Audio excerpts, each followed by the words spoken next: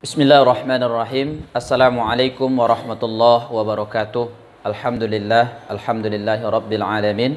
Wassalatu wassalamu ala asyrafil anbiya'i wal mursalin wa ala alihi wa ashabihi ajmain, amma ba'd. Pertama sekali mari kita bersyukur kepada Allah Subhanahu wa taala. Pada hari ini kita masih dipertemukan walaupun dalam keadaan belajar daring atau online.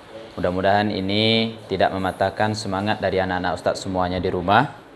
Tetap kita dengarkan protokol kesehatan pemerintah.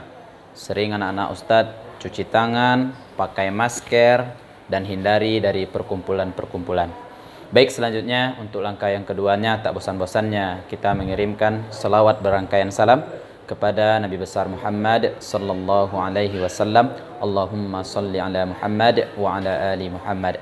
Baiklah anak-anak Ustadz semuanya, kemarin kita sudah belajar yaitu tema 2, subtema 1, selalu berhemat energi. Sekarang kemarin sudah mempelajari yaitu tentang sumber energi, pembelajaran 1, dan sekarang kita masuk pembelajaran 2 yaitu tentang sumber energi. Baik anak-anak Ustadz semuanya, kita lanjutkan pembelajaran kita yaitu tema 2, selalu berhemat energi. Masih subtema 1 yaitu sumber energi, pembelajaran 2. Dan kita selanjutnya akan membahas, kemarin kita telah membahas matahari merupakan sumber energi. Terus apa lagi yang akan kita bahas? Mari kita bahas selanjutnya. Coba anak-anak Ustadz perhatikan yaitu buku tema 2-nya. Coba anak-anak Ustadz semuanya buka buku tema 2-nya yaitu halaman 10. Bisa anak-anak Ustadz lihat, ayo bernyanyi. Ini Ustadz sampaikan kepada anak-anak Ustadz, ini bukan kita untuk bernyanyi, ini hanya sekedar pengetahuan. Ini jangan dinyanyi-nyanyikan pula atau dibantu oleh orang tuanya. Ini hanya sekedar pengetahuan. Anak-anak Ustadz lihat, ayo bernyanyi. Boleh yang dilihat di video ini, boleh yang dilihat di bukunya. Lagu Menanam Jagung ini diciptakan oleh Ibu Sud. Bisa anak-anak Ustadz lihat di pojok sebelah kanannya ada Ibu Soet tulisannya. Itu diciptakan oleh Ibu Sud dan memiliki ketukan 4/4. Sebelah kirinya ada 4/4. Secara keseluruhan, coba anak-anak Ustadz baca dulu.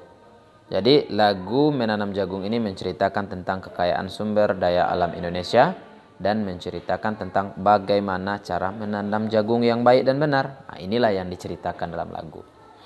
Jadi dalam anak-anak Ustadz, ini pengetahuan aja ya, dalam kita bernyanyi itu harus mengetahui panjang dan pendeknya lagu.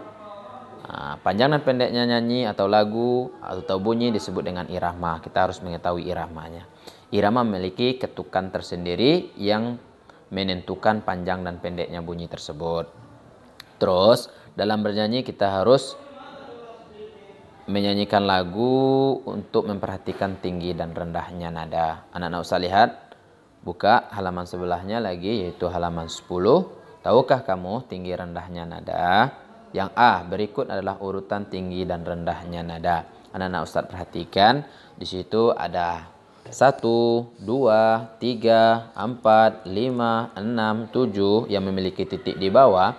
Itu menandakan bahwasannya nada itu adalah nada rendah. Terus yang kedua 1, 2, 3, 4 sampai dengan 7 itu tidak memiliki titik baik di bawah baik di atas. Itu membuktikan bahwasannya nada itu adalah nada sedang. Next, selanjutnya ada 1, 2, 3, 4, 5, 6, 7, 7 yang memiliki titik di atas. Itu memiliki bahwasanya nada itu nada tinggi. Ini kita lihat, ini namanya not angka. Selanjutnya yang B, birama lagu adalah 4/4. Itu menunjukkan bahwa dalam satu birama terdapat 4 ketukan. Satu ketukan akan bernilai 1/4. Kita lihat lagu Menanam Jagung tadi, dilihat pojok kirinya tadi, itu memiliki birama yaitu 4/4. Itu menunjukkan bahwa satu birama terdapat 4 ketukan. Berarti lagu ini memiliki 4 ketukan dan satu ketukan itu bernilai 1/4. Next, selanjutnya ada yang C-nya yaitu tanda. Anak-anak usah lihat, Yang C itu, coba anak Ustadz perhatikan semuanya dengan baik-baik. Tanda 2 yang memiliki satu garis. Ada tanda angkanya 2, itu memiliki satu garis di atas. Ini menunjukkan bahwa kedua nada tersebut dalam satu ketukan. Masing-masing ketukan 1/8. Bisa anak-anak Ustadz lihat juga dalam nyanyi, dalam lagu Menanam Jagung tadi. Contohnya ada 5 dengan 5 ada terdapat dalam satu garis. 6 dan 7 terdapat dalam satu garis juga. Ini membuktikan bahwasannya kedua nada tersebut dalam satu ketukan. Masing-masing ketukan bernilai 1/8. Baik anak-anak Ustadz semuanya, kita lanjutkan pembelajarannya. Kembali kita buka buku tema 2-nya, masih di halaman 11. Ayo mengamati energi air. Silakan anak-anak Ustadz baca 1 kali atau 2 kali bacaan itu dan pahami. Dan selanjutnya di halaman 12 itu ada amatilah di sekitarmu, tulislah sebanyak-banyaknya manfaat air bagi kamu. Boleh yang ada di buku yang dibacaan tadi, atau ada ndak yang baru di tempat lingkungan atau di tempat sekitar anak-anak Ustadz salin juga. Ini bukan untuk dikumpulkan anak-anak Ustadz, tulis saja di rumah. Ini bukan untuk dikumpulkan Ustadz, boleh tanya sama orang tua, sama kakaknya dan lain-lain. Di situ ada air sangat penting bagi kita. Setiap orang berhak mendapatkan air yang bersih. Perhatikan gambar berikut. Berarti mendapatkan air yang bersih itu adalah merupakan hak dari kita. Jadi kita harus mengetahui apa itu hak, dan di sini kita mempelajari tentang hak dan kewajiban. Pertama saya jelaskan dulu hak. Hak adalah segala sesuatu yang kita peroleh atau kita dapatkan. Boleh anak-anak Ustadz catat. Hak itu adalah sesuatu yang kita peroleh atau kita dapatkan. Kalau terhadap air, itu hak kita adalah mendapatkan air bersih. Itu boleh. Contohnya salah satunya hak kita adalah untuk mendapatkan air bersih. Itu adalah hak dari kita semuanya. Terus yang kedua ada namanya kewajiban. Apa yang dimaksud dengan kewajiban? Kewajiban itu sebelum kita mendapatkan hak, kita harus melaksanakan kewajiban terlebih dahulu. Kewajiban adalah segala sesuatu yang kita laksanakan atau kita lakukan dengan penuh tanggung jawab. Contoh, tadi kita akan mendapatkan air bersih, itu hak kita. Kewajiban kita apa? Menjaga atau merawat sungai dari sampah dan limbah yang dapat pencemaran air. Itu kewajiban kita. Jadi antara hak dan kewajiban ini tidak dapat kita pisahkan. Kita memperoleh hak harus melaksanakan kewajiban terlebih dahulu, baru kita peroleh hak. Kalau hak kita mendapatkan air bersih, berarti kewajiban kita adalah menjaga sungai dari limbah dan sampah. Itu adalah merupakan kewajiban kita. Baik, selanjutnya itu adalah beberapa contoh. Anak-anak Ustadz juga bisa melihat beberapa pertanyaan di halaman 12 itu. Ada sekitar 8. Boleh anak-anak Ustadz baca dan jawab dalam hati atau jawab sendiri. Anak-anak Ustadz itu mudah sekali jawabannya. Itu adalah pengalaman-pengalaman yang dilihat atau berada di sekitarnya. Terus halaman 13, yaitu ada setiap orang berhak mendapatkan air bersih. Untuk itu setiap anggota masyarakat juga harus melaksanakan kewajibannya dengan baik. Ada gambar membersihkan sungai, ada gambar menutup keran jika air sudah penuh. Jadi tugasnya anak-anak Ustadz ini mudah sekali. Tadi sudah saya jelaskan juga apa itu hak. Anak-anak Ustadz salin hak, apa yang dimaksud dengan hak, apa contoh dari hak. Tadi kan sudah berikan contohnya. Terus apa yang contoh bukan dari hak. Nah, itu mudah sekali. Dan selanjutnya halaman 11, halaman sebelahnya, halaman 14.